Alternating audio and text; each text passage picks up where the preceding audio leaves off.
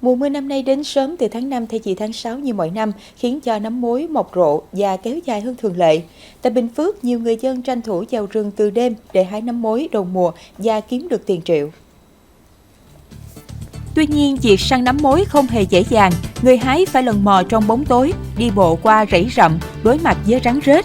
Theo người dân địa phương, thời điểm lý tưởng để hái nấm mối là từ 3 giờ đến 5 giờ sáng, khi tay nấm còn khép lại, giữ được giá trị dinh dưỡng cao nhất.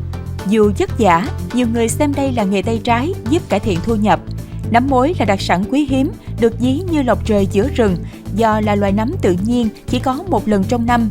Đầu mùa, chúng có giá từ 800 đến 900 ngàn đồng một ký, cuối mùa giảm về khoảng 600 đến 700 ngàn đồng. Chị Lê Thị Thanh Nga, thương lái chuyên buôn nấm mối ở Bình Phước và Bà Rịa Vũng Tàu cho biết, năm nay nấm xuất hiện sớm và sản lượng dồi dào nên giá không biến động so với năm ngoái.